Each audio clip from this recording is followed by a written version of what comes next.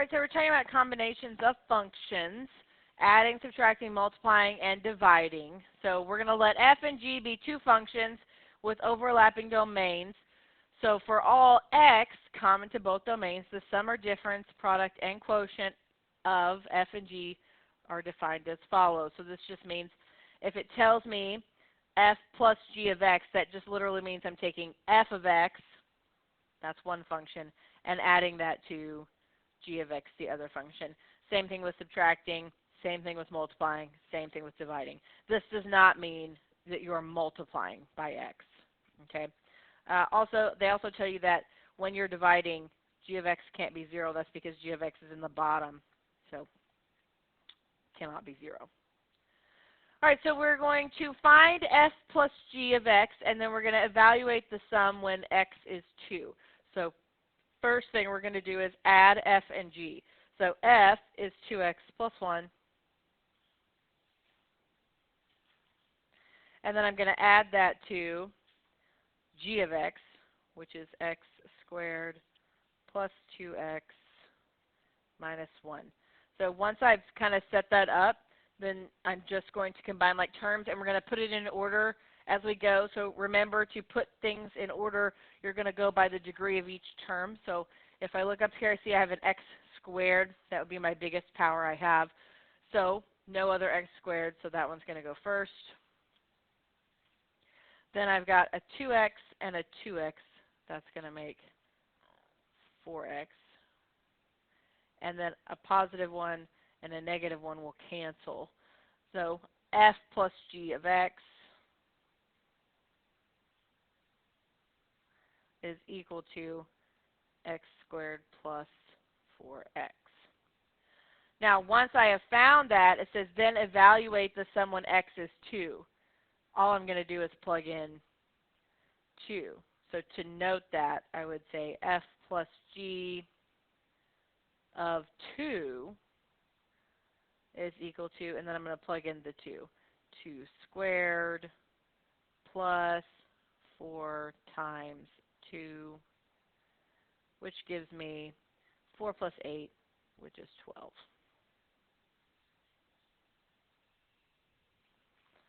So you kind of had two parts to your answer there. You had your sum, and then you had your answer. All right.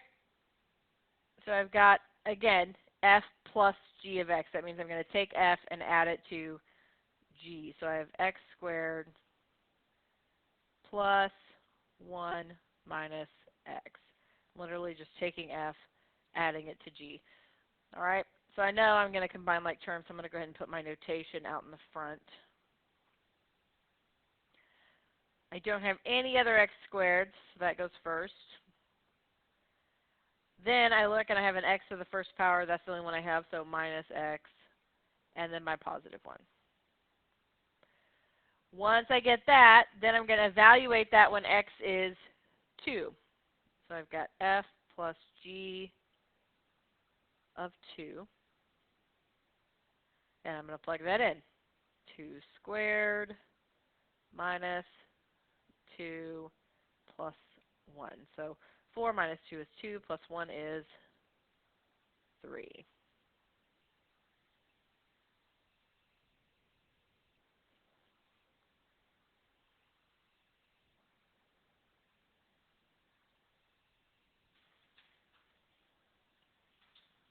All right, now we have a difference.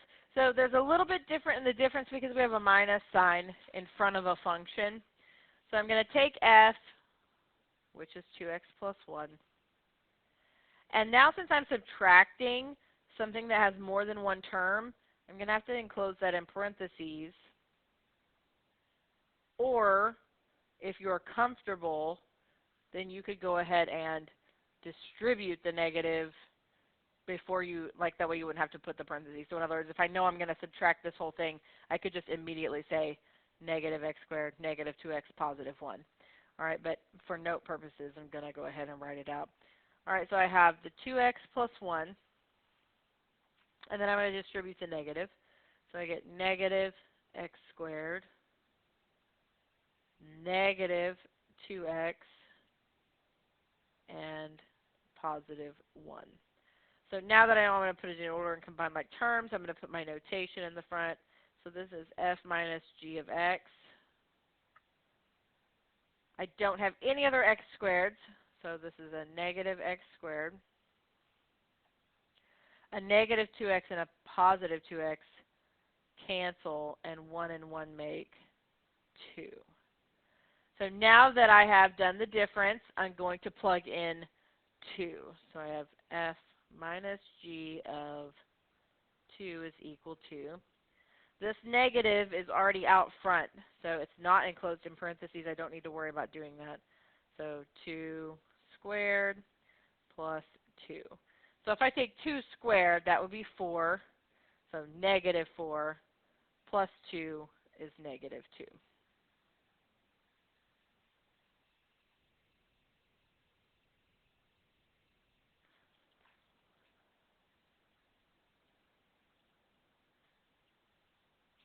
All right, so one more negative here. I've got my x squared. Now remember, if you already know you're going to subtract that whole function, you can go ahead and just change the signs. So I know I'm subtracting g, which means this is going to be a negative 1, and this is going to be a positive x. And if you don't feel comfortable doing that, then go ahead and put the minus with the parentheses. Now I'm just going to combine like terms and put it in order. So I've got f minus g of x is equal to, all I have is the x squared. Then I only have this 1x right here, and then my minus 1. All right, now that I've got my function all simplified, I'm going to plug in 3. So f minus g of 3 is equal to 3 squared plus 3 minus 1. So 3 squared is 9, plus 3 is 12, minus 1 is 11.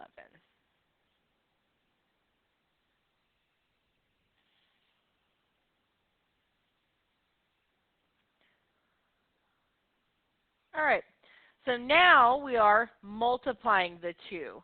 So I only have one term here, so I just need to write that once. And then I'm multiplying that times x minus 3, so I'm going to put the parenthesis to show that I'm multiplying. All right, I'm going to multiply that. So I'm going to put my notation, f times g of x.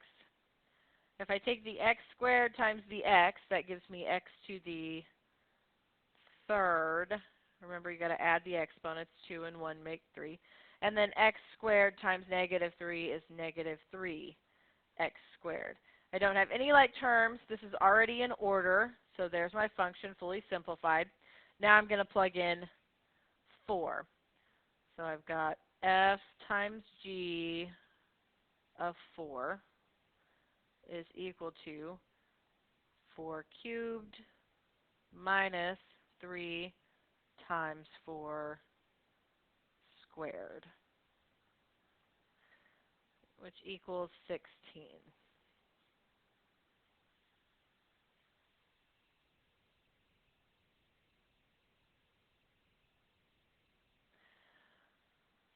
All right, so again, I am multiplying. So I'm going to take the x squared. Now, if you have more than one term here, then you want to make sure that you put that in parentheses, because you would end up having to like FOIL it. All right, times the 1 minus x. So I'm going to go ahead and put my notation out front. F times g of x is equal to x squared times 1 is x squared. And x squared times negative x is negative x to the third. This is not in order because I have a degree of 2 and then a degree of 3. So we're actually going to flip this because we like for things to be in order.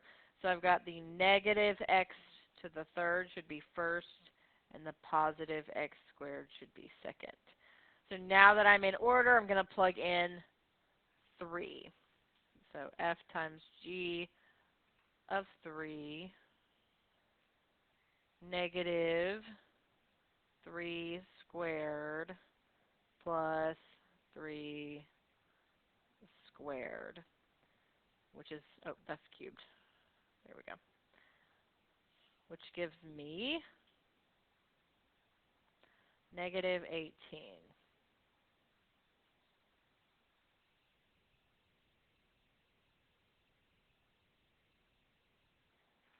Okay, when we divide, sometimes that gets a little crazy. Sometimes not, okay? So I don't think I'm going to make you go as far as probably I would at other times. So f goes on top, g goes on bottom. So I have square root of x over the square root of 4 minus x squared. And I'm going to go ahead and put my notation out here.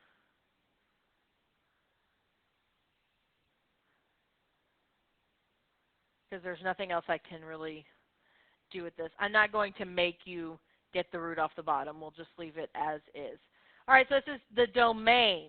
That just means what x can't be. And the reason they're asking for that is because we have an x in the denominator. So what you're going to do is you're going to take that number underneath the root, and you're going to set it equal to 0. Because here's the thing. First of all, the thing I can't have in the denominator of a fraction is a 0, correct? So we want to see what number we can plug in here that's going to make this a 0, right? And then it's also a square root, so we don't want any negatives under our square root because then we get imaginary numbers. So I'm going to go ahead and solve for x. So if I subtract 4, I get negative x squared is equal to negative 4. Then I'm going to divide by the negative 1. So x squared is equal to positive 4. And then to solve for x, I'm going to have to square root. And remember, when you square root an equation, you have a positive answer and a negative answer. So I get positive 2 and negative 2.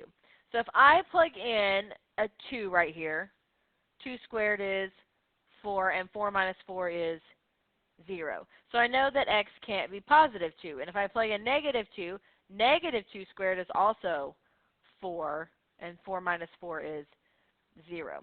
So I know that it can't be positive 2 or negative 2. Then I also have to think about what other numbers I can't put here. So let's say that I put a 3 here. 3 squared is 9, and 4 minus 9 gives me a negative number, correct? I don't want a negative number. So I know I can't do anything that's bigger than 2, correct? I can't do 3, I can't do 4, I can't do 5, okay? But then I also can't do the negative versions of those either, because if I do a negative 3 squared, I still get 9, right? So all of my numbers have to be in between 2 and negative 2. Like I could do 1. 1 squared is 1, right? 4 minus 1 is 3. That's fine. I could do 0, because 4 minus 0 is 4. That would be fine. So all the numbers have to be in between positive 2 and negative 2. So for my domain,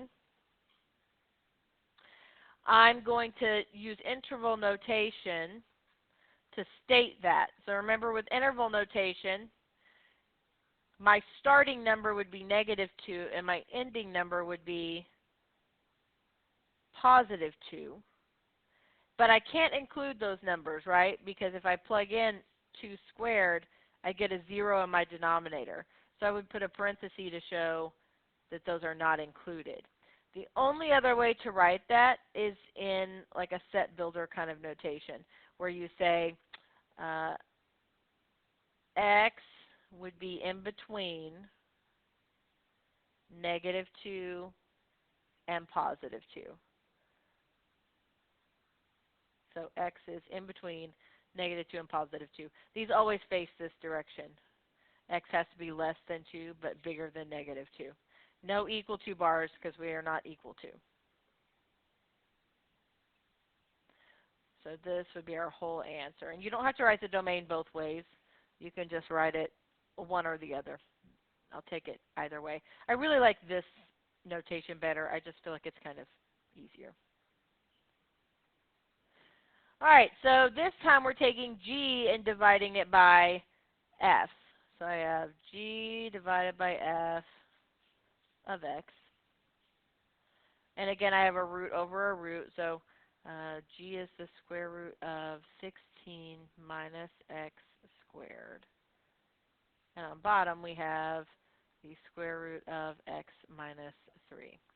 So since I have a root over a root, we're not going to do any kind of simplifying. We're going to leave it as is. But I have to state the domain, okay? If you look down here on the bottom, this is the only area where I'm going to have an issue. Okay, before moving on, we're going to go back because I forgot we do have to worry about this one.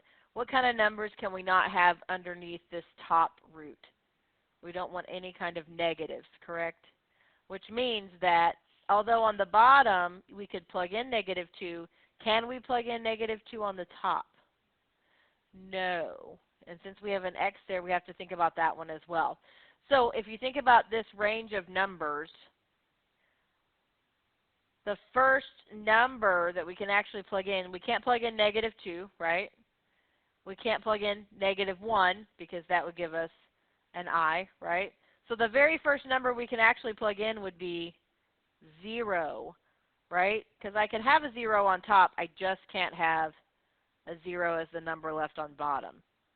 So instead of -2, this should actually be -0. So I'm just going to reiterate that.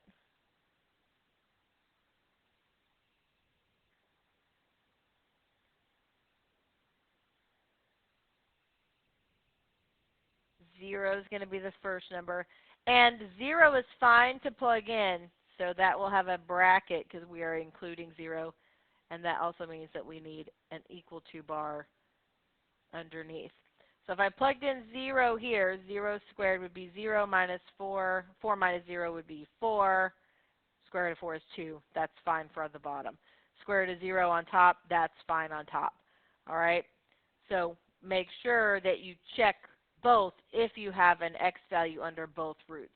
So do the bottom one first because that's the one that's going to give you a little more restriction, and then compare that with the one on the top and then put the two together, which can be kind of confusing.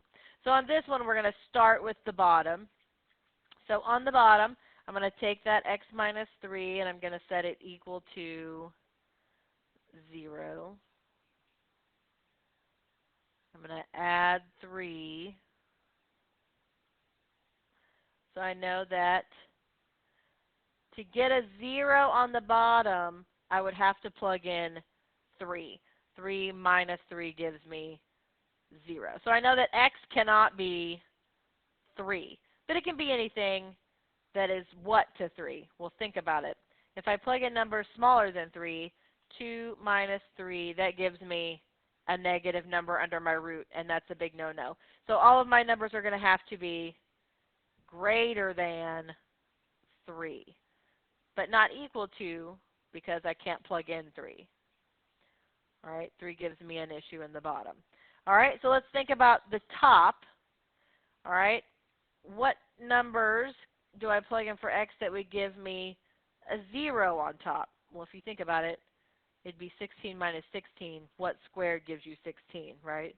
That would be positive 4 or negative 4.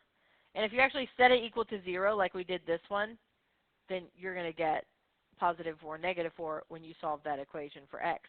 So I've got negative 4 and positive 4 would give me zeros. And then I would have to plug in numbers that were what to 4? Well, let's say I plugged in 5. 5 squared is 25. 16 minus 25 gives me a negative. So I know that the numbers I plug in have to be somewhere between 4 and negative 4. Well, if we think about that, if we're between 4 and negative 4, then you're going to have to kind of combine these two together. On the bottom, all of the numbers have to be bigger than 3, correct? But on the top, what section of this would not be okay for the bottom? Think about that.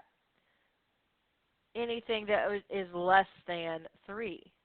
That would be 2, 1, 0, -1, -2, -3, -4, correct?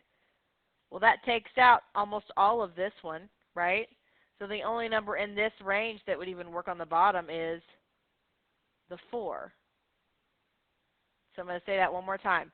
On the bottom, all the numbers have to be bigger than 3. For the top part, I'm saying I can go anywhere from -4 to +4.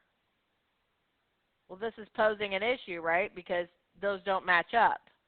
So here's the thing. The only numbers that can go for both would be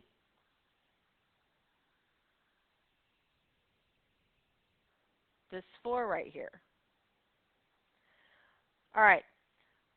So right here, I've drawn out the domain of the top and the domain of the bottom. I have to overlap the two and say, okay, this one applies to both. Okay, it has to apply to both because it's one problem.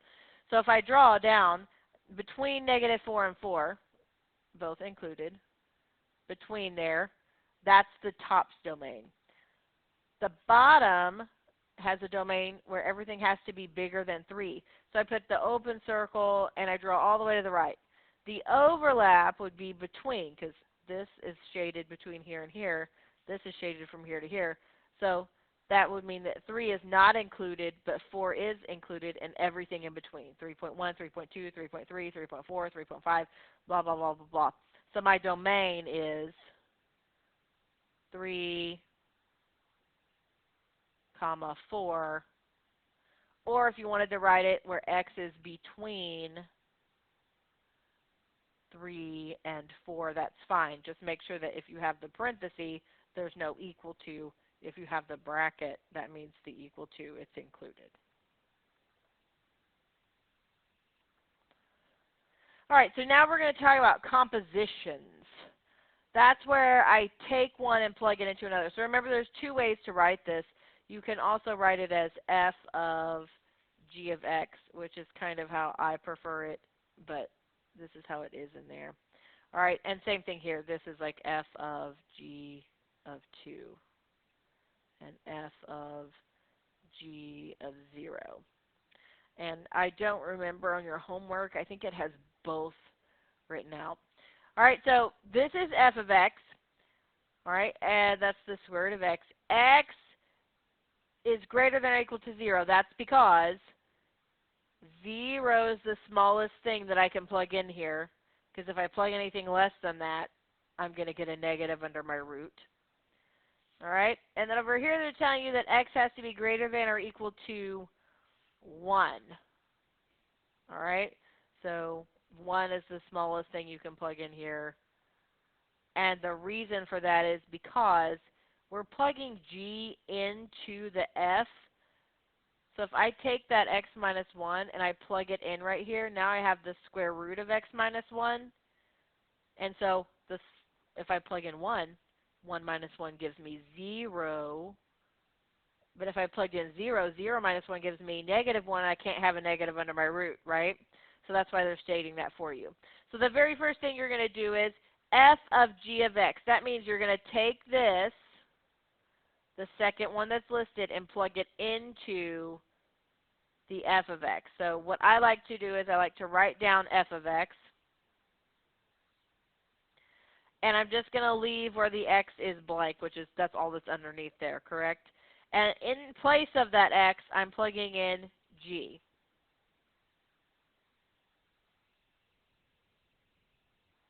So there's my f of g of x. Now they want me to plug in 2. Well, this is already f of g of x, right? F of g of a number. So just plug in 2. So we have f of g of 2 is equal to the square root of 2 minus 1, which is the square root of 1, which is 1. Then we do the same thing with 0.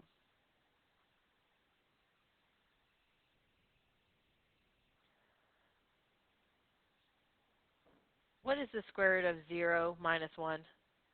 That's the square root of negative 1, which is an I, right? We can't do this one, correct? So we'll just say not applicable is fine. Also, think about it. 2 is greater than 0, correct? And 2 is greater than 1, right? When you try to do 0, 0 is greater than or equal to 0. But is 0 greater than or equal to 1? No. So like right from the get-go, you should have known you can't do that one because they've already told you that x has to be greater than or equal to 1. So the number you plug in has to be greater than or equal to 1. So that's a good thing to pay attention to. That way you don't waste this time, right? So the only one we could do is that. That was the answer to our f of g of x, and we're done with that one. All right, so again, we're going to plug in g of x into f. Now, I'm going to point this out. Notice they don't tell you anything about what x is, the domain, right? That's because you see a square root on here. There's no square roots, which means x can be anything we want it to be. There's no x in a denominator, so there are no restrictions on your x. That's why they're not telling you that. Whereas on this one, you had the square root, so you had to state that x has to be a positive number, right? So here's the thing. I'm going to take the g, and I'm going to plug it into the f. So I'm going to take the f, and where I have that x right there, I'm going to put parentheses. So f of g of x is equal to something squared. All right, for that something right there, we're going to plug in g.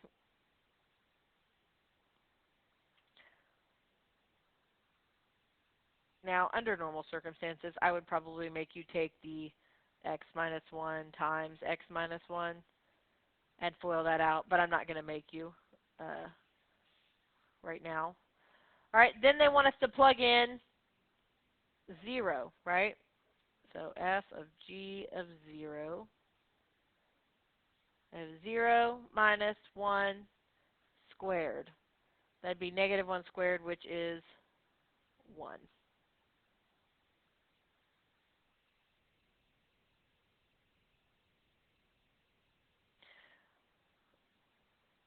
All right. Now, notice this says if possible. All right, if possible. You have an x in the denominator. What do we not want in the denominator of a fraction? We don't want a 0. So we already know that x cannot be 0. I like to state that from the beginning, right? X can't be 0. And here's the thing. If we're plugging g into f, that means we're going to be replacing that x with this part. So now x can't be a totally different thing. All right? X can't be negative 1/2, right? Because if I set this equal to 0 and I multiply, okay, I can't plug in negative 1/2 right here. That gives me a problem. And you're going to see that in just a second because see how they gave you the negative 1/2? All right, so I'm going to plug g into f. So I'm going to write the f down. But in place of this x on the bottom, I'm replacing it with whatever g of x is, the 2x plus 1. So from the get-go, you need to think about the denominator and what x can't be. If I set that equal to 0, like I just said a while ago, and I solve for x,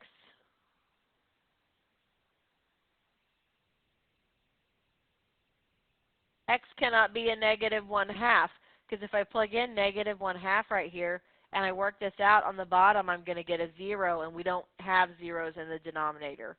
All right, so I can't plug in a 0, and I can't plug in a negative 1/2. So I'm going to look at this and say, okay, I can't simplify this anymore. And they want me to plug in negative 1. So I'm going to plug in -1. So I have 1 over 2 times -1 plus 1. That gives me 2 times -1 is -2 plus 1 is -1. And then I'll simplify that so I just get -1 when I plug in -1. Then they want me to plug in -1/2, but haven't we already figured out that we can't plug in -1/2 because that's going to give us a 0 in this denominator. So this one we can't do. So you might want to write not applicable, make yourself a note because of this. All right? We would get a 0 down there. All right. So on number 12, part A, it says evaluate f of g of x when x is 0 and x is 1. So the first thing I want you to do in your process of learning to think is look at f of x. Do you have anything that would cause an issue when you plug a number in for x? In other words, do you have an x that's in a denominator? No. Do you have an x under a square root? No. So therefore, we don't have any issues here when plugging in. So then look at your g of x. Again, do you have an x under a square root? No. Do you have an x in the denominator? No. So there's nothing that x can't be. All right? So we're going to first take the g and plug it into the f. All right? So we're doing part A here. F of g of x. So I'm going to write down the f, but where this x is, I'm just going to put a big parenthesis because I know that I'm going to plug into that. So big parenthesis where this x is, and then I have my plus 2. So inside the parenthesis, that's where we're putting g of x. So that would be 4 minus x squared. Now, the only reason we would need parentheses is if there was something that we were going to multiply throughout these, but we don't have anything, right? So the parentheses really aren't needed. So we're going to kind of simplify and take those off at the same time. So the biggest degree I have is this x squared. So I've got negative x squared. And then I've got the 4 and the 2. That's going to add together to make 6. So I have my f of g of x, and I'm going to plug in 0, and I'm going to plug in 1. All right? So this would be f of, well, I don't want to write it like that. Let's just plug in 0 and 1. So we have negative 0 squared plus 6. All right? So maybe I do want to write it that way. F of g of 0. All right, so I get 0 squared, that's 0, right? Plus 6 is 6. And then I'm going to do the same thing with 1.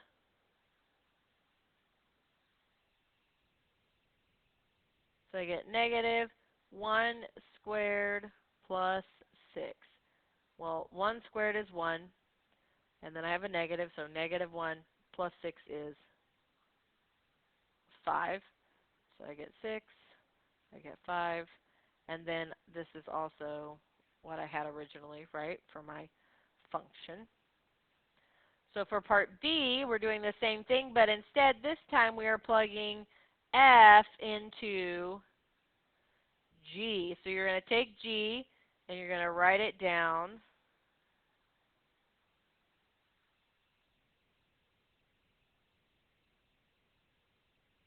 But wherever you have that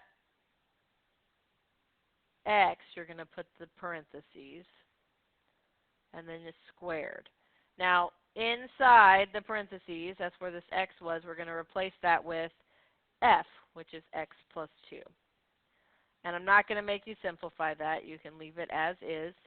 And now we're going to do when g of f of x is 0 and when x is 1. So 4 minus 0 plus 2 squared. So we get 2 squared is 4. 4 minus 4 is 0. Then we're going to do the same thing when x is 1. So 4 minus 1 plus 2 squared. 1 plus 2 is 3. 3 squared is 9. 4 minus 9 is negative 5.